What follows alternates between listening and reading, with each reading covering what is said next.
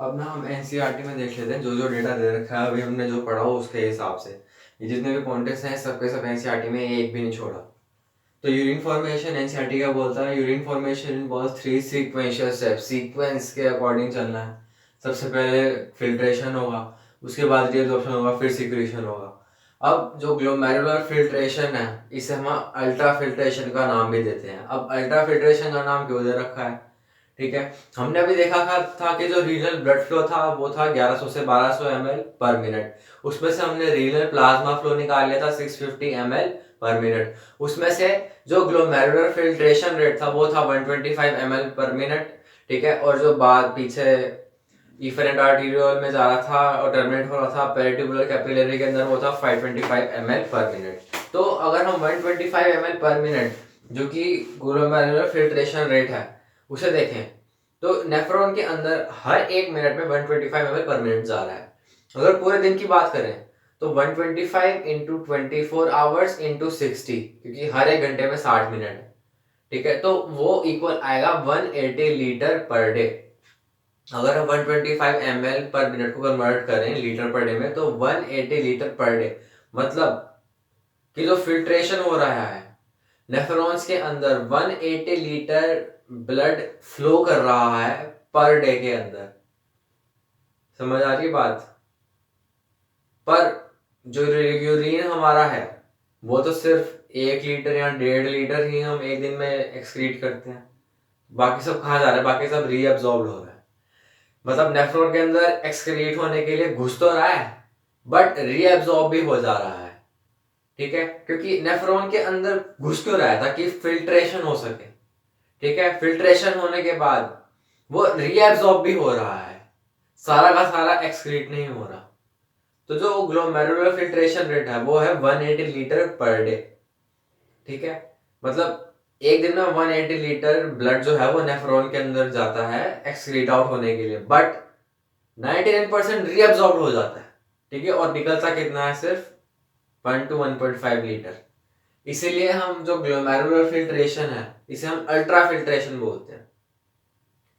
इस रीजन की वजह, एक सेकेंड, ये मैंने गलत पॉइंट बताया कि इस रीजन की वजह से इसे अल्ट्रा फिल्ट्रेशन बोलते हैं। अल्ट्रा फिल्ट्रेशन इसे इसीलिए बोलते हैं क्योंकि ये स्लिप यहाँ पे लिखा भी हुआ है,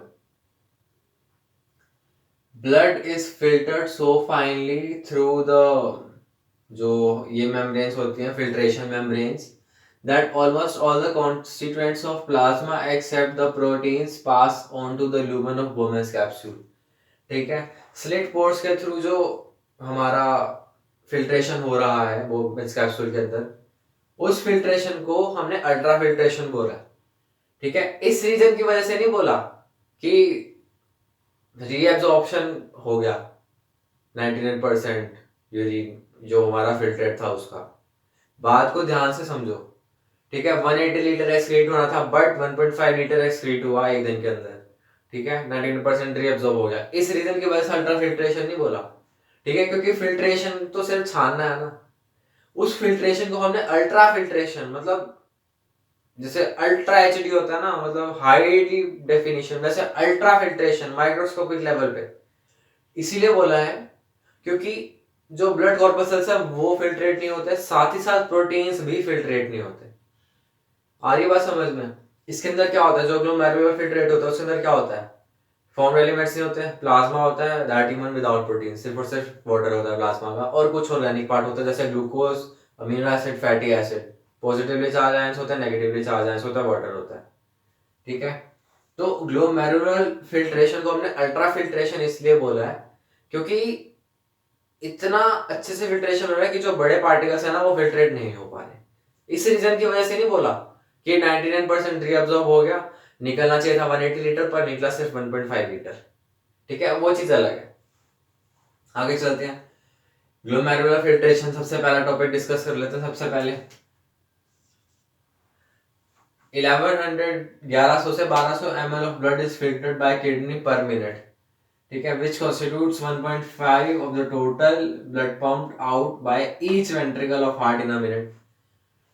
जैसे एक वेंट्रिकल एक मिनट के अंदर 5 लीटर ब्लड पंप करता है, तो इसको अगर हम ऑलमोस्ट 1000 लीटर 1000 मिलीलीटर मान के चले या फिर 1 लीटर मान के चले तो 1/5 of the total blood pumped by each ventricle per minute आ जाएगा वो।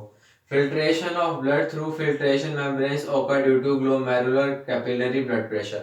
अभी मैंने बताया था ना ग्लोमेरुलर हाइड्रोस्टैटिक प्रेशर, जो एफेरेंट आर्टेरियल और जो इफेरेंट आर्टेरियल के डायमीटर की वजह से उनके अंदर प्रेशर डिफरेंस आ रहा है, उसकी वजह से फिल्ट्रेशन हो पाता है। ठीक है, उसे हम बोलते हैं ग्लोमेरुलर हाइड्रोस्टैटिक प्रेशर। ठीक है, एनसीईआरटी ने भी यही लिखा हुआ है कि filtration of blood through filtration membranes, जो अल्ट्रा फिल्ट्रेशन या फिर ग्लोमेरुलर फिल्ट्रेशन हो रहा है वो किस वजह से हो रहा है कि जो हमारा जो प्रेशर डिफरेंस आ रहा है उस वजह से ही फिल्ट्रेशन हो पा रहा है। अगर मान लो दोनों का डायमीटर सेम होता, कोई प्रेशर डिफरेंस होता ही नहीं, तो फिल्ट्रेशन भी नहीं होता। ब्लड जैसा का एफेरेंट आर्टेरियल से आया वैसा का वैसा इफेरेंट आर्टेरियल में चला जाता। ठीक है, सवाल भी मिलेंगे, ऐसे सवाल आते हैं कि अगर दोनों का डायमीटर सेम हो जाए, ठीक है, या फिर ये ग्लोमेरुलर कैपिलरी ब्लड प्रेशर नहीं लगे, तो उस केस में क्या होगा, यूरिन बहुत कम बनेगा, नहीं बनेगा, ठीक है, कोई फर्क नहीं पड़ेगा। ऑप्शन दे रखे होंगे ऐसे, पर आंसर जाएगा यूरिन फॉर्मेशन होगा ही नहीं, क्योंकि डायमीटर में डिफरेंस दे तो प्रेशर डिफरेंस नहीं है, तो high pressure to low pressure जो है हमारा ब्लड फ्लो ही नहीं करेगा, तो फिल्ट्रेशन मेम्ब्रेन को क्रॉस ही नहीं कर पाएगा, जिस वजह से हमारा यूरिन फॉर्मेशन नहीं होगा, बिल्कुल नहीं हो पाएगा। तो जो फिल्ट्रेशन हो रहा है फर्स्ट स्टेप यूरिन फॉर्मेशन का, अगर वही नहीं होगा तो आगे के तो होने के चांसेस ही नहीं है। ये इसीलिए हो पा रहा है due to glomerular capillary blood pressure. ठीक है, ये प्रेशर लगता है ग्लोमेरुलस के ऊपर, टफ्ट ऑफ एफेरेंट आर्टेरियल या फिर टफ्ट ऑफ कैपिलरीज के ऊपर, due to difference of diameter in afferent and efferent arteriole which creates a pressure gradient known as glomerular capillary blood pressure.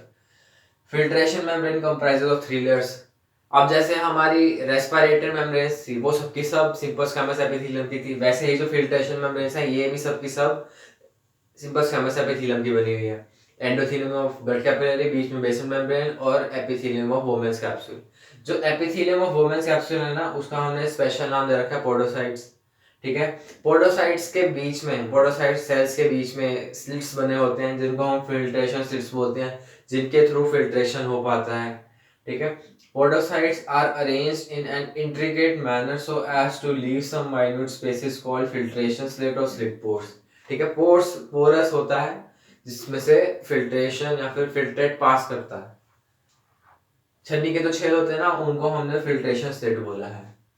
अब blood is filtered so finely through these membranes that almost all the constituents of plasma, अब जो blood है इतना अच्छे से वो जो हमारा फिल्ट्रेशन हो रहा है कि जो ब्लड कॉर्पसेल्स है वो तो आते ही नहीं, तो ब्लड का 45% पार्ट तो क्रॉस करता ही नहीं। ठीक है, ग्लोमेरुलस को, जो हमारे फिल्ट्रेशन मेम्ब्रेन्स हैं इनको 45% ब्लड तो पास करता है नहीं, 55% करता है, उसका भी सिर्फ वाटर पार्ट ही पास करता है और ऑर्गेनिक पार्ट पास करता है, प्रोटीन्स भी पास नहीं करते। ठीक है, तो एक तो हमारा फॉर्म्ड एलिमेंट्स हटा दो और हमारा प्रोटीन भी हटा दो, सिर्फ और सिर्फ प्लाज्मा में जो वाटर है वो पास करता है मेजरली। तो plasma except the protein pass on to lumen of Bowman's capsule. ठीक है, ये तो मैं कह रहा हूँ ना कि जो ग्लोमेरुलर फिल्ट्रेट होता है उसमें सिर्फ और सिर्फ हमारा प्लाज्मा होता है और ऑर्गेनिक पार्ट होता है, बट एनसीईआरटी में लिखा हुआ है कि प्लाज्मा विदाउट प्रोटीन्स। ये इंपॉर्टेंट है, इस लाइन से सवाल आ सकता है पक्का, बड़ी इंपॉर्टेंट स्टेटमेंट है। जब हम एमसीक्यू करने बैठते हैं कई सवाल मिलते हैं इसी स्टेटमेंट से। जो ग्लोमेरुलर फिल्ट्रेट है उसके अंदर क्या होता है, फिर से एक बार बोल रहा हूँ, ब्लड कॉर्पसेल्स नहीं होते और प्रोटीन नहीं होता। ठीक है, जब ब्लड कॉर्पसेल्स को सेपरेट कर देंगे हम ब्लड से तो हमारे पास प्लाज्मा बच जाएगा। अब प्लाज्मा में से प्रोटीन हटा दिया तो सिर्फ और सिर्फ हमारे पास वाटर बच जाएगा। The amount of filtrate produced by kidney per minute is called glomerular filtration rate या फिर glomerular filtrate। ठीक है, पर मिनट की बात हो रही है यहाँ पे, तो पर मिनट कितना है, 125 ml पर मिनट। ठीक है, GFR of healthy person is 125 ml per minute, that is 180 litre per day. अब जैसे क्वेश्चन आ गया कि ग्लोमेरुलर फिल्ट्रेशन रेट क्या है, ठीक है, तो ऑप्शन में मान लो हमें दोनों चीजें मिल गई, 125 ml पर मिनट भी मिल गया और 180 लीटर पर डे भी मिल गया, तो आंसर में क्या जाएगा, तो आंसर में 125 ml पर मिनट जाएगा, क्योंकि जो हमने हमारा कार्डियक आउटपुट था वो भी पर मिनट ही कैलकुलेट किया था, और जो हमारा ग्लोमेरुलर फिल्ट्रेशन रेट है वो भी पर मिनट ही काउंट होगा, क्योंकि इसकी डिफाइन इधर रखी है, the amount of filtrate produced by kidney per minute is known as GFR। Per minute जो मेजरमेंट है उसे हम जीएफआर बोलते हैं, पर डे की मेजरमेंट को हम जीएफआर नहीं बोलते। ठीक है, अब जेजी अपरेटस, जेजी अपरेटस ये रास मैकेनिज्म में काम करता है, ये हम आगे देखेंगे। जब हमारा जो बीपी कम हो जाता है ना शरीर के अंदर, तब रास मैकेनिज्म एक्टिवेट हो जाता है। ठीक है, जैसे सेल्स रिलीज करते हैं रेनिन, पर अभी हम सिर्फ उसका जो स्ट्रक्चरल कॉम्पोजिशन है वो देख लेते हैं एक बार। तो स्ट्रक्चरल कॉम्पोजिशन में एनसीईआरटी ने लिखा हुआ है कि कुछ सेल्स होते हैं मॉडिफाइड सेल्स, दो रीजन के सेल्स होते हैं। एक तो हमारा होता है इफेरेंट आर्टीरियल का, दूसरा होता है हमारा डीसीटी का। ठीक है, तो JG apparatus is formed by the cellular modification in the distal convoluted tubule and afferent arteriole। ठीक है, तो जो afferent arteriole है, ठीक है, afferent arteriole और DCT के जो सेल्स हैं, कुछ सेल्स में मॉडिफिकेशन हो जाती है जिसकी वजह से वो जेजी सेल्स बना लेते हैं, जेजी अपरेटस का पार्ट बनाते हैं, जेजी सेल्स नहीं बनाते हैं। जेजी अपरेटस के अंदर मैक्यूला डेंस, मैक्यूला सेल्स आते हैं और जेजी सेल्स आते हैं और ल्यूटियल सेल्स आते हैं। वो जब एनसीईआरटी में नहीं दे रखा, हम इतनी डेप्थ में जाएंगे भी नहीं। ठीक है, एनसीईआरटी में जो दे रखा है वही आएगा एग्जाम में, गांठ बांध लो इस चीज को। ठीक है, तो जो हमारा जेजी अपरेटस है, it is formed with cellular modification in afferent arteriole and DCT. Afferent arterial दे रखा है, इफेरेंट आर्टीरियल नहीं दे रखा। ठीक है, अब जब जीएफआर कम हो जाएगा, ग्लोमेरुलर फिल्ट्रेशन रेट कम हो जाएगा, तब ये एक्टिवेट होगा। अब ग्लोमेरुलर फिल्ट्रेशन रेट को बीपी से कैसे रिलेट करें? हमें तो इतना पता है कि जब बीपी कम होता है तब रास मैकेनिज्म एक्टिवेट हो जाता है, और रास मैकेनिज्म का पार्ट है जेजी अपरेटस। ठीक है, अब अगर बीपी कम हो जाएगा तो जो हमारा ग्लोमेरुलर कैपिलरी ब्लड प्रेशर है ये भी कम हो जाएगा। ठीक है, तो जो एफेरेंट और इफेरेंट आर्टीरियल की वजह से, इनके डायमीटर के डिफरेंस की वजह से जो प्रेशर अल्ट्रा फिल्ट्रेशन करा था वो कम होगा, तो अल्ट्रा फिल्ट्रेशन भी कम होगा। ठीक है, अल्ट्रा फिल्ट्रेशन कम होने की वजह से जो फिल्ट्रेट बनेगा वो भी कम बनेगा। फिल्ट्रेट कम बनेगा तो जो ग्लोमेरुलर फिल्ट्रेशन रेट था वो कम हो जाएगा। आ रही बात समझ में? अगर हमारा बीपी कम हो गया तो जो ग्लोमेरुलर हाइड्रोस्टैटिक प्रेशर था वो भी कम हो जाएगा, तो जीएफआर भी कम हो जाएगा। तो अगर हम बात करें तो BP is directly proportional to GFR. अगर हमारे शरीर में प्रेशर ज्यादा है तभी किडनी के अंदर ज्यादा ब्लड पास कर पाएगा। अगर हमारा बीपी कम है तो जो ग्लोमेरुलर फिल्ट्रेशन रेट है वो भी कम रहेगा। ठीक है, तो कंफ्यूज बिल्कुल नहीं होना। अगर बीपी कम हो रहा है तो जो ग्लोमेरुलर कैपिलरी ब्लड प्रेशर है वो भी कम होगा, जिसकी वजह से प्रेशर कम लगेगा अल्ट्रा फिल्ट्रेशन के लिए, और फिल्ट्रेशन कम हो पाएगा जिसकी वजह से जो ग्लोमेरुलर फिल्ट्रेशन का रेट है वो भी कम हो जाएगा। ठीक है, तो GFR, decrease in GFR can activate the JG cells to release renin. अब यहाँ पर रेनिन है, RENIN, एक हमें रेनिन वहां मिलता है, RENNIN। ठीक है, ये हमारा डाइजेस्टिव ट्रैक्ट में होता है।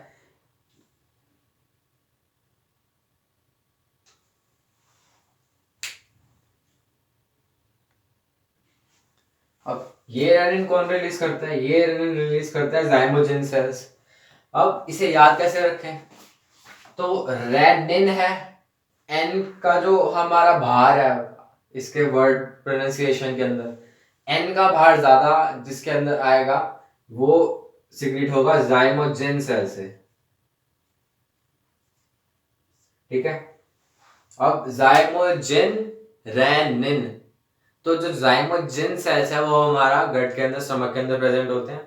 ठीक है, जाइमोजेन और चीफ सेल्स जो कि रिलीज करते हैं रेनिन और पेप्सिनोजेन।